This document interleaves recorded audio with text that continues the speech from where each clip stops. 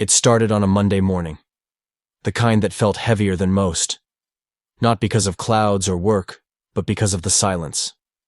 The kind of silence that only comes when something's wrong, but no one wants to say it. I was in the garage tightening the brackets on my newly installed solar panel inverter when I heard the knock. Not the kind of polite neighborly knock either. 3 sharp pounds, like a judge calling a courtroom to order. I opened the door to find Ms. Cheryl Langley, president of the Oak Crest Ridge HOA, standing with her arms crossed, lips pursed, and a manila folder tucked under one arm like it contained the fate of the world. "Mr. Alvarez," she said in her too sweet, too sharp voice, "you've violated Section 14.2 of the Architectural Compliance Guidelines." I blinked. "Come again?" "The solar panels. You installed them without prior written approval from the board." I stepped out onto the driveway.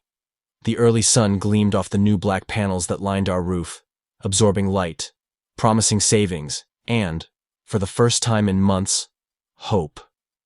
I'd spent 6 months saving for them. After 2 layoffs and a wildfire scare last year, this was my way of finally giving my family something stable. "I filed a modification request," I replied. 3 weeks ago. No one responded. And per state law, after 30 days of silence, it's automatically approved. Cheryl clicked her tongue. "That might be your interpretation, but Oak Crest Ridge has standards, aesthetics. We cannot have solar clutter disrupting our roof lines. You'll need to remove them within 10 days or face fines." I wanted to shout. But I didn't. I just nodded, closed the door, and stared at my trembling hands. It wasn't just about the panels. It was about everything else. The time they fined my daughter for drawing chalk hearts on our sidewalk. The citation they gave my elderly neighbor for using a mobility scooter ramp. The letter they sent when I hung the Mexican flag during Dia de la Independencia. I walked into the kitchen, where my wife Sophia was feeding our 2 boys. "They're threatening fines," I muttered. Her smile vanished. "We can't afford fines," she whispered. "Not again." "I know." She took a deep breath and said something that changed everything. "Then don't fight back like a homeowner." I looked at her, confused. "Fight back like the engineer you are." That night, after the kids were asleep, I pulled out every HOA document I had ever received. I highlighted every clause, every deadline, every ambiguity. Then I went to the state's Department of Energy website, and there it was. Senate Bill 218, known as the Solar Access Act, passed just 2 years ago. It stated clearly, no homeowners association may prohibit or restrict the installation of solar energy systems on residential property. No gray area. No interpretation. The next day, I filed a formal complaint with the State Energy Board. I submitted my application copy, email timestamps, and photographs of the installed panels. Then, I did something else. I printed out 10 flyers. At the top, it read, "Do you have solar? You have rights." I taped one to the mailbox. Then I walked the block, quietly slipping them into mail slots of the homes I knew had similar systems. By evening, 4 neighbors had called me. 2 had already received the same threats. 1 had removed his panels out of fear. I told them all the same thing. This isn't just my fight anymore. They've declared war on the sun. By Thursday, Cheryl had doubled down. A bright yellow sticker was plastered on our front door. Final notice: remove unauthorized equipment immediately. Fines begin tomorrow. The HOA newsletter followed, titled, "Preserving the Character of Oak Crest Ridge." In it, Cheryl had included a section called Visual Pollution, the Hidden Cost of Going Green. They were calling solar panels visual pollution. I walked down to my neighbor Carlos's house. He was 62, a retired firefighter, and had spent the last year building a sustainable garden in his backyard. "They called my greenhouse a fire hazard last month," he said when I showed him the notice. "Said the glass reflects too much light onto nearby homes." "Let me guess," I said. "You live behind Cheryl?" He nodded. I went back home that night and wrote a letter. Not an angry one, a precise one. And I sent it not only to the HOA, but to every homeowner in Oak Crest Ridge. Dear neighbors, if the sun shining on your roof is now considered a violation, what's next? Rain. Wind. This community was built for families, not for power trips. not for fake rules wrapped in pretty phrases like aesthetic harmony. We're not just homeowners. We're citizens, and we have rights. If the HOA wants to fight the sun, fine, let's bring the light. The Diego Alvarez. I didn't know what would happen after I sent that letter. But the next morning, I woke up to something I hadn't seen in years. A line of neighbors waiting on my porch, holding their own violation notices. And just like that, I wasn't alone anymore. The morning after the vote shook the entire community. Flyers had been torn down, posters removed, and the neighborhood Facebook group, once a hotbed of Karen's decrees, was silent for the first time in years. But silence didn't mean safety. I woke to find a letter taped to my windshield. No envelope, no postage, just a single sentence scrawled across a sheet of printer paper. You'll wish you never showed your face. At first, I thought it was just Karen's usual posturing. But something in the handwriting felt different, sloppier, less calculated. It wasn't just about control anymore. It was about fear. And it meant someone else had joined her game. Sarah made coffee quietly, glancing out the window every few minutes.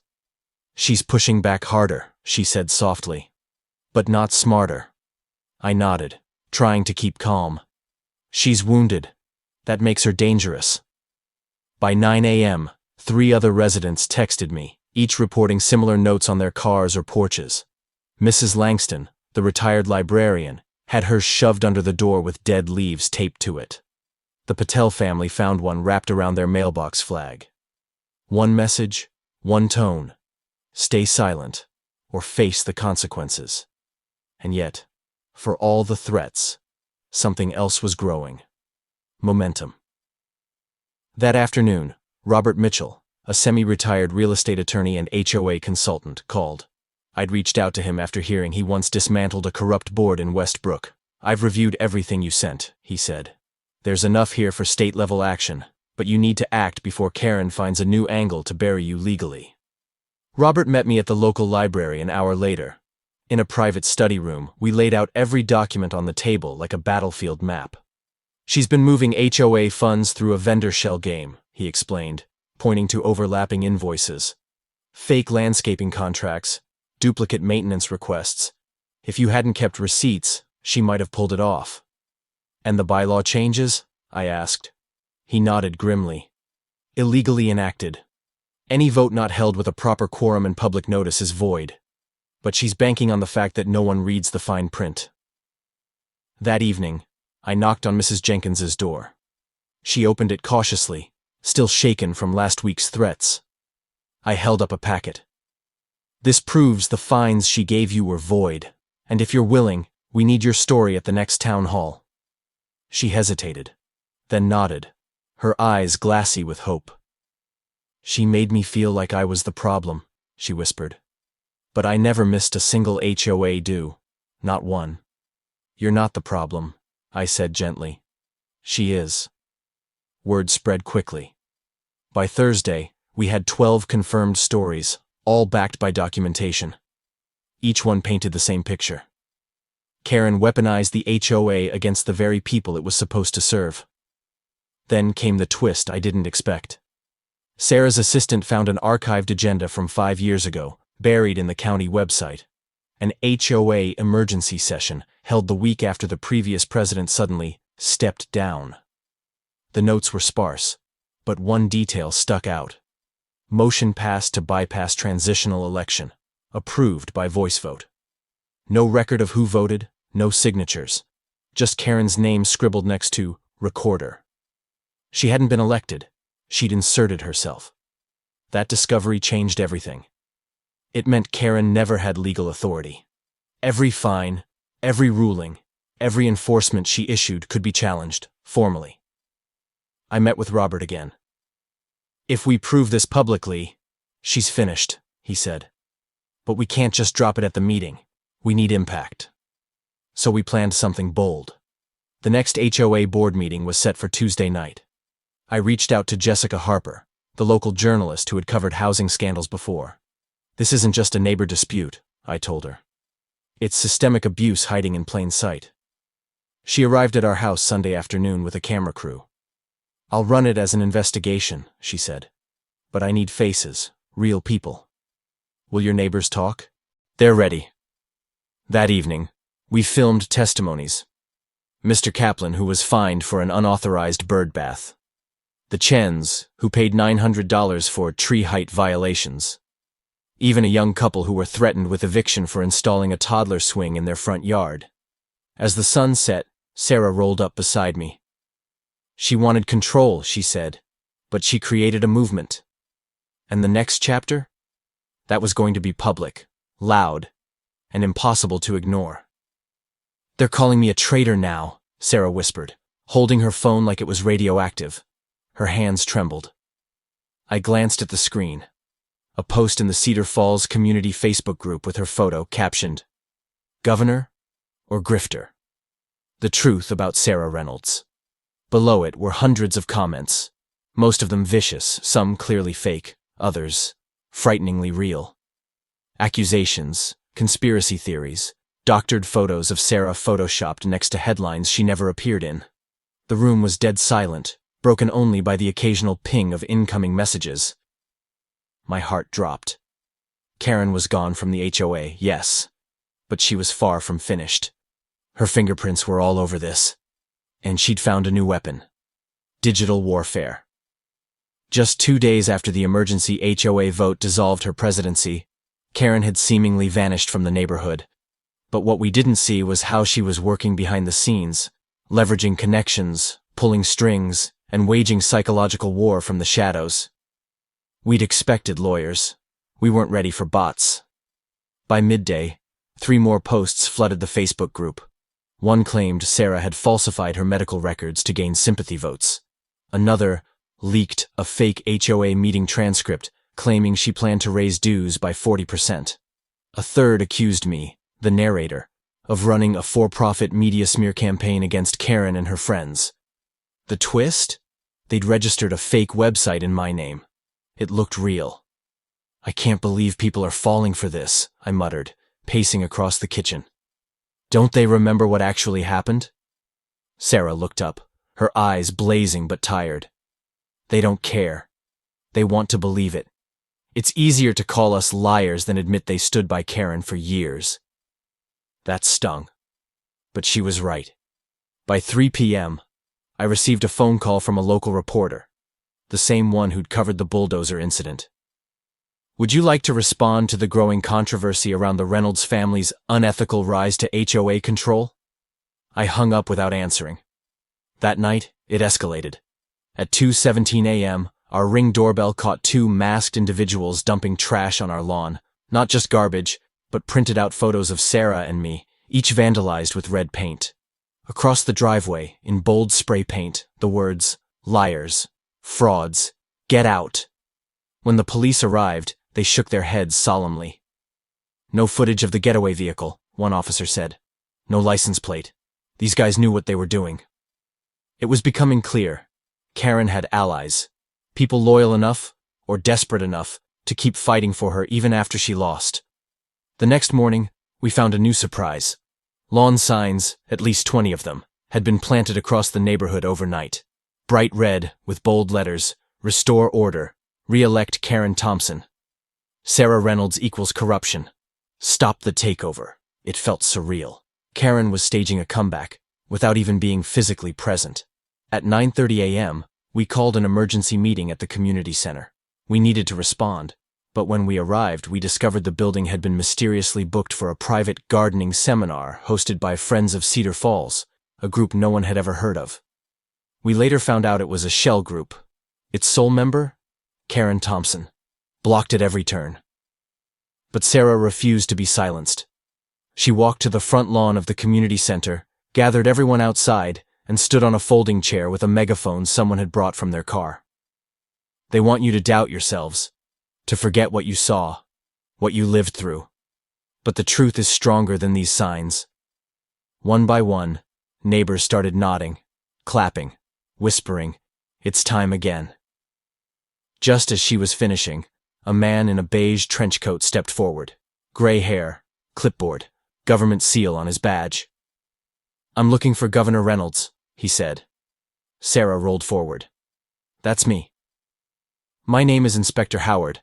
I'm with the State Bureau of Housing Oversight. We've received a formal ethics complaint against you. The crowd fell silent. Inspector Howard opened the file in his hand. It alleges that you used your position as governor to intimidate local officials during the HOA audit, that your political influence compromised neutrality. People gasped. It was Karen's masterstroke, accused Sarah of exactly what Karen herself had done for years, abuse of power. Sarah's jaw tightened, but her voice didn't waver. You'll find every action I've taken is documented, transparent, legal. But I welcome your investigation. Howard looked surprised. You're not invoking executive privilege? No, Sarah said, handing him a sealed envelope. Here are the audit files, all of them. The man blinked, nodded. We'll be in touch. The second he walked away, I turned to Sarah. Are you sure this isn't too much? You're not just fighting Karen anymore. You're fighting an entire machine. Sarah looked out across the lawn, where neighbors were still gathered. Some were shaken, others more defiant than ever. I'm not fighting, she said. I'm holding a mirror. If they're scared of what they see, that's their problem. That night, we decided to strike back. Not with signs or lawsuits or angry posts, with truth. We gathered every neighbor who had been falsely fined, harassed, or manipulated by Karen.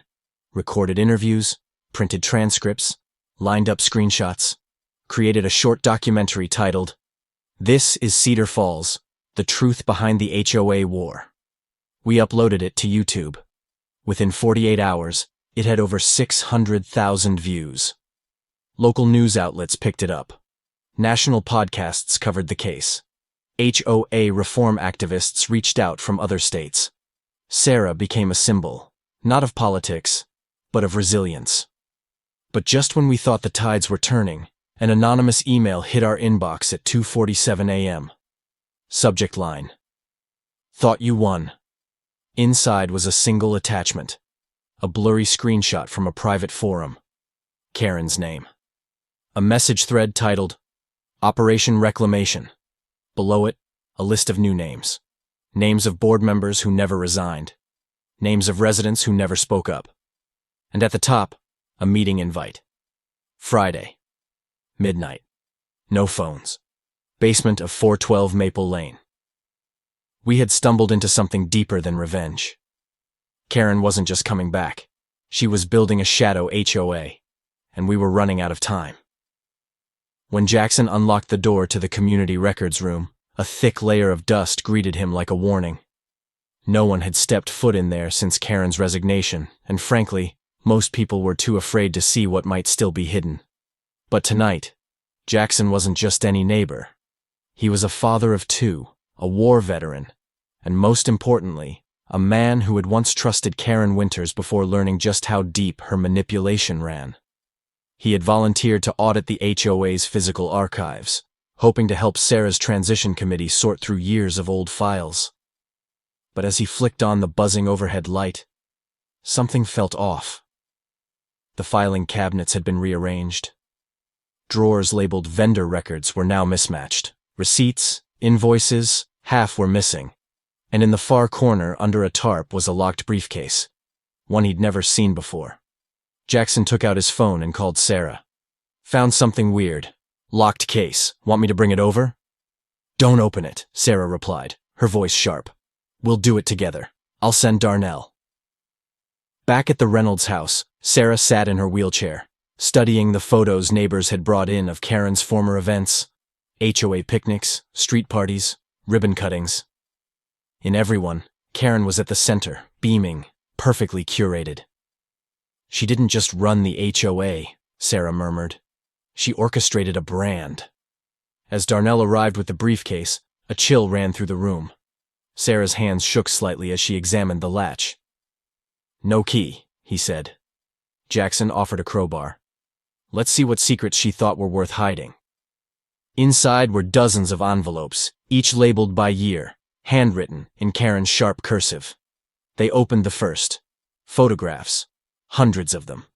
Some of neighbors, taken without consent. Others were close-ups of documents, meeting transcripts with notes scribbled in red ink. And then, Under a stack of receipts, they found it. A detailed memo titled, Restoration Plan. Sarah read aloud. Phase 1. Remove compliance blockers. Establish visual disruptions in targeted homes to create a justification for fines. Phase 2. Discredit opposing voices via targeted citation strategy. Favorable homeowners receive verbal warnings only. Phase 3. Once board majority is secured, reinstate leadership under emergency election protocols. Objective: total restoration of HOA control within 180 days. Silence followed. She's planning to come back, Jackson muttered. Sarah's eyes darkened. Not planning. She already started. Over the next few days, strange things began happening in Sunny Haven. New citations appeared without official seals. One neighbor, Mrs. Kaplan, received a notice for having foreign plants. Another, the Nunez family, was told their driveway color violated visual continuity. Yet when Sarah's transition board checked the official HOA records, these citations didn't exist in the database. Someone had created an alternate enforcement list. Darnell traced the formatting. These match Karen's old templates, exactly. Meanwhile, former board member Cheryl Westbrook went missing. Not literally, but socially. Her phone disconnected. Her house dark. A for sale sign appeared overnight. She's either hiding, Sarah said, or Karen's already reeled her back in. Late one evening, Sarah received a knock on her door. It was Mr. Patel, calm, nervous, holding a flash drive. I don't know who else to trust, he whispered. He explained how Karen had approached him weeks ago, before the ramp incident, with a business opportunity. If he helped her gather information about the new board's weaknesses, Sarah included, she'd reward him with a position in the restored regime.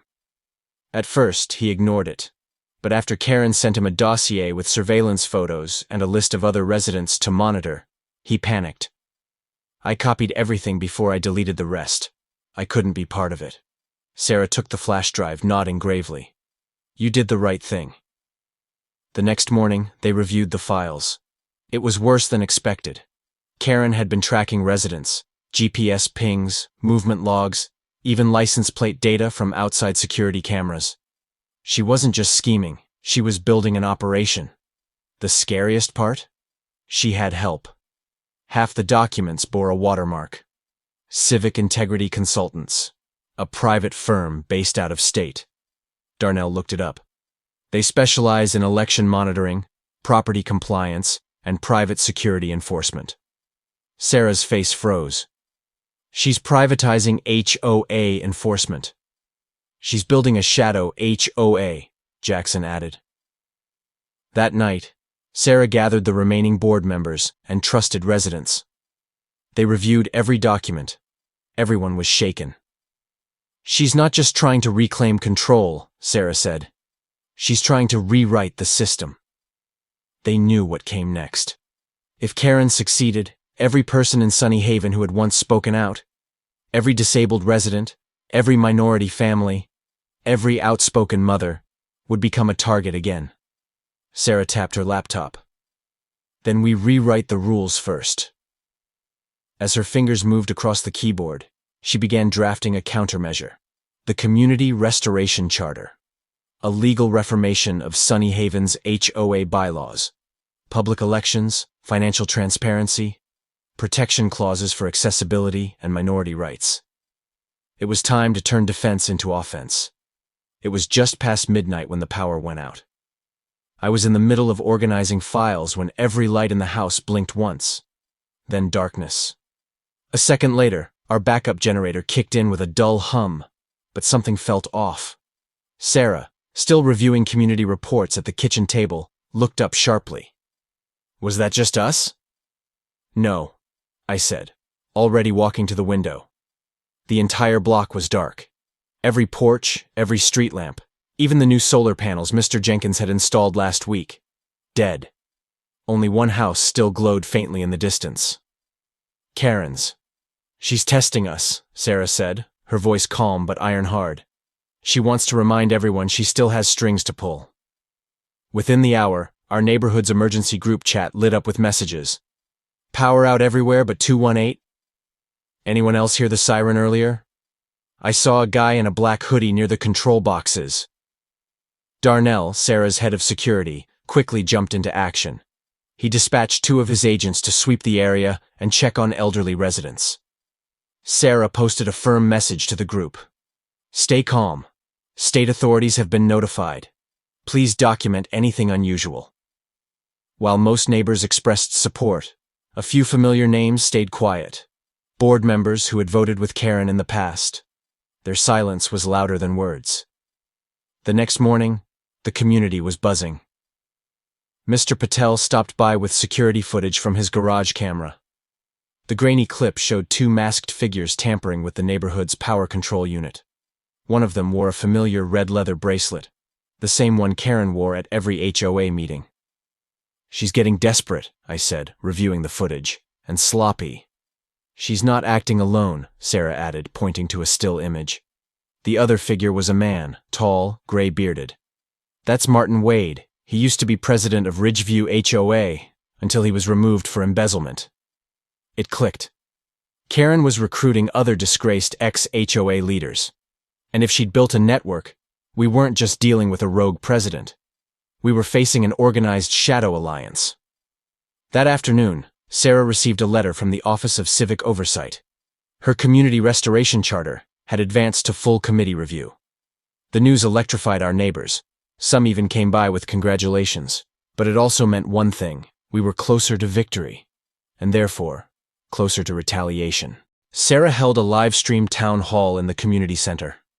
For the first time, every seat was full. She began by sharing the footage of the sabotage and publicly naming Wade as Karen's new ally. She is no longer just targeting ramps or flower colors, Sarah said. She is attacking our infrastructure, our safety. This is a coordinated effort to destabilize reform.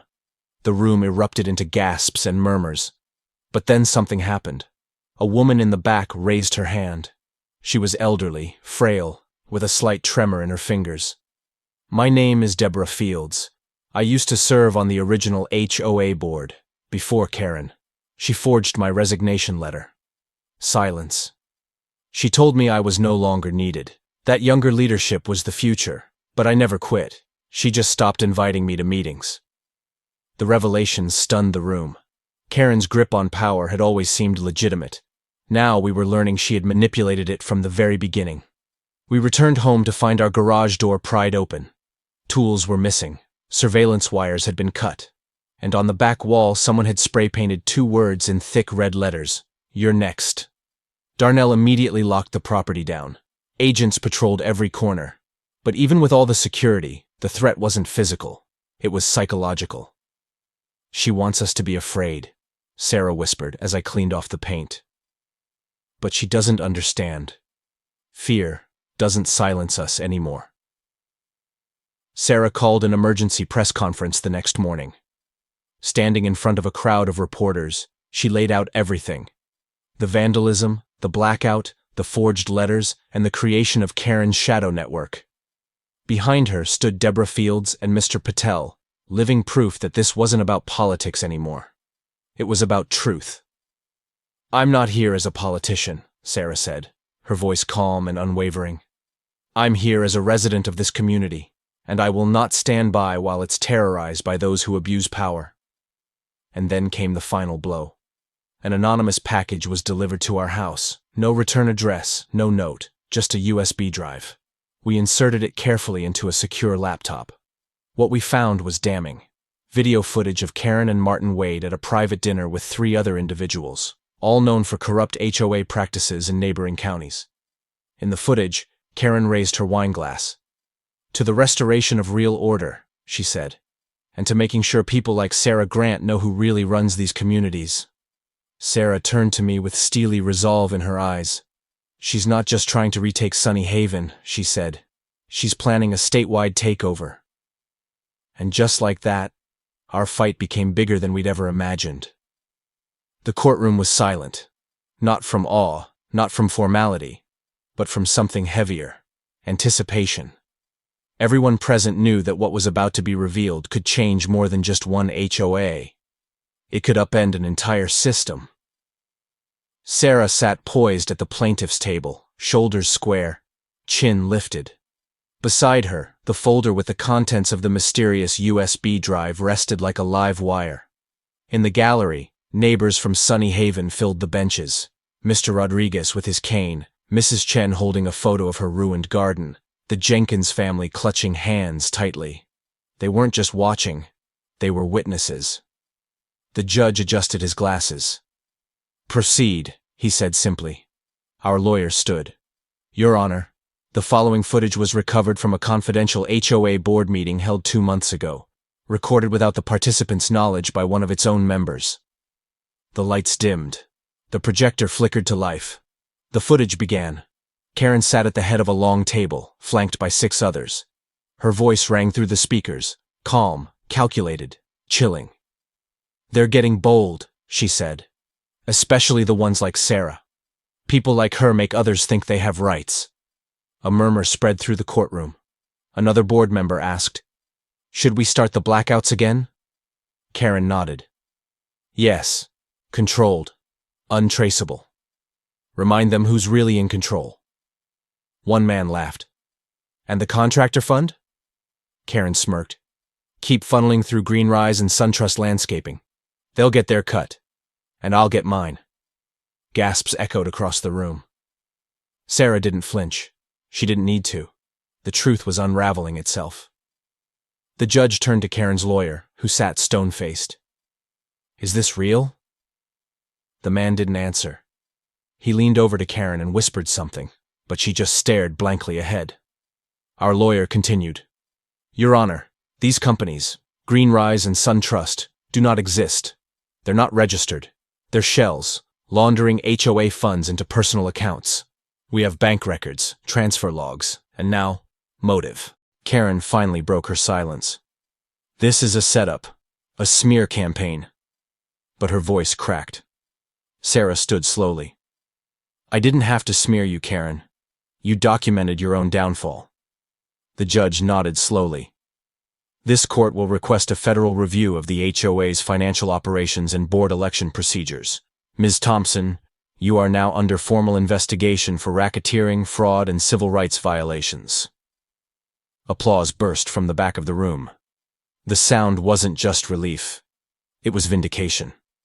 Sarah turned to the crowd, locking eyes with Deborah Fields, the whistleblower who had risked everything to expose this. Deborah nodded with a tearful smile. Outside the courthouse, news vans were lined up for blocks. The footage had gone viral. Every network was covering the story. But Sarah, calm as ever, stepped to the microphone and spoke with clarity. "This isn't just about me or Sunny Haven. This is about every family told they're too different, too disabled, or too inconvenient to live in peace. That ends now." Over the next days, federal investigators raided HOA offices, not only in Sunny Haven, but in 4 other neighborhoods Karen had connections to. They found the same pattern: manipulated elections, forged violations, and discriminatory enforcement hidden beneath a polished veneer of community standards. Meanwhile, Sarah began organizing town halls, not as governor, but as a neighbor. She sat in community centers across the state, listening, really listening to the people who had been silenced for years. Veterans, single mothers, elderly residents, immigrants, disabled families. Then came the call from D.C. A civil rights commission invited Sarah to testify before Congress. They wanted to draft legislation that would regulate HOA power nationally. It would be called the Community Fairness and Accountability Act, and it was inspired entirely by what happened on our street. But Karen wasn't done yet. One evening we returned home to find a letter slipped under our door. No envelope. Just a single page in harsh black ink. "The system protects its own. Enjoy the spotlight while it lasts." We reported it, of course. Security footage showed no trespassers. But Sarah didn't even blink. She looked at the letter and whispered, "Good. Let her watch us build something better." Because that's exactly what happened. The HOA board was officially dissolved. In its place, residents voted to create a community council, an open, rotating group with term limits, full financial transparency, and inclusive policy design. Karen's house, the symbol of her tyranny, was purchased by a local accessibility nonprofit. They turned it into a community resource center. And the ramp? It was rebuilt. Not just to code, but as a work of art. Bright murals of intertwined hands, words in 10 languages, welcome, access, dignity, justice. Every child who had ever been scolded for sidewalk chalk was invited to contribute. As Sarah watched the final panel of the mural being painted, a reporter approached her. "Governor, what's next?" She smiled, placing a hand on the rail of the ramp. "I'm not building campaigns anymore," she said. "I'm building communities." The morning after the final court hearing was strangely quiet. Not the kind of silence that follows defeat, but the kind that signals something deeper. Peace. For the first time in months, there were no letters taped to our door, no bulldozers, no Karen. Sarah sat on the porch wrapped in a soft blanket, sipping her tea, her wheelchair beside her like an old companion rather than a battlefield relic. The sun filtered through the oak trees, casting long golden lines across the newly paved sidewalk. I joined her with 2 cups of coffee, and no urgency in my step. It felt safe. Not perfect, not healed entirely, but safe. Across the street, Mrs. Chen watered her garden again. No one stopped her. No violation notice showed up in her mailbox. In fact, the mailbox had been freshly repainted, not beige but lavender, her favorite color. It was small, almost unnoticeable, but to us, it meant the world. At noon, a group of neighbors gathered to finish painting the mural beside Sarah's new ramp. "Access is freedom" had been outlined in chalk. Now it gleamed with every shade of hope. Blues, greens, oranges. Kids dipped their brushes into paint trays while parents stood nearby with folded arms and proud smiles. Mr. Rodriguez leaned over and added a final stroke. A sunflower blooming beside the last letter. "For my son," he said, then looked at Sarah. "And for you." The ramp had been rebuilt in just 4 days.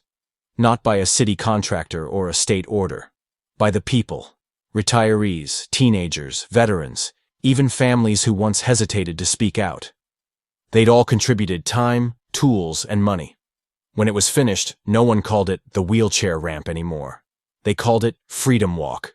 Inside our house, Sarah stood beside a podium we'd borrowed from the community center. A live stream camera pointed at her. She cleared her throat and hit go live. "To the people of Sunny Haven," she began, "we're not here today to talk about one woman's crimes.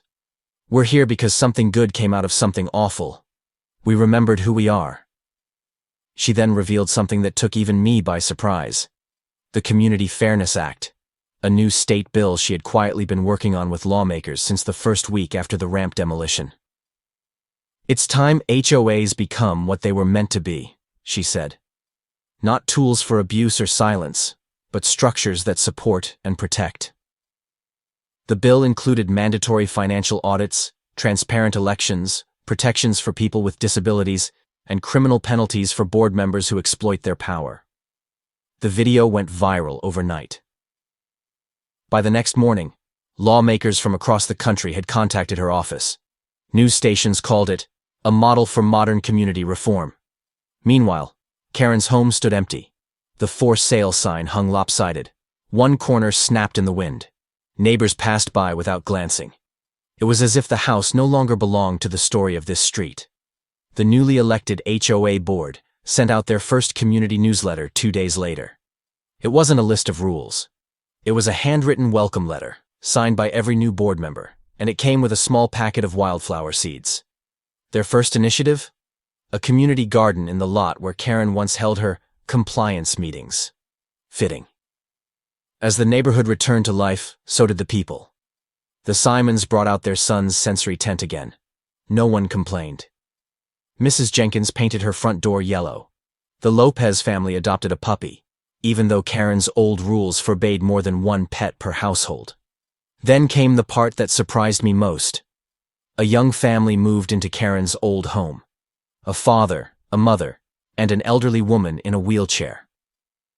As their car pulled into the driveway, 6 neighbors, unprompted, came over to help them unload. I watched from our porch as one neighbor rolled out a brand new metal ramp from the back of their van. No complaints, no citations, just quiet support. Sarah leaned over and whispered, "That's what community looks like." I nodded. Weeks passed. One evening we returned from a late-night grocery run to find a white envelope tucked inside our mailbox. No return address. Inside was a simple handwritten note.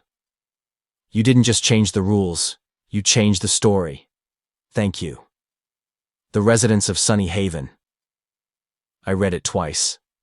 Then I placed it beside the first violation Karen had ever sent us, now laminated and framed, next to a photo of Sarah at the Freedom Walk, surrounded by kids, arms raised in victory. On the final day of summer, we hosted a neighborhood potluck. No sign-up sheet, no regulations, just shared food, laughter, and music. For the first time since we moved in, I saw Sarah close her eyes. Not in exhaustion, but peace.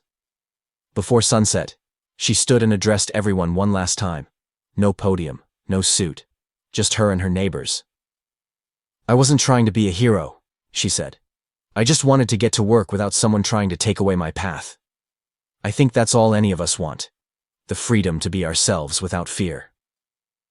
The crowd applauded. Not because she asked them to, but because they needed to. Something had shifted. Not just in Sunny Haven, but in everyone. The sun dipped below the trees, casting golden light across the Freedom Walk. I whispered quietly, "We're finally home."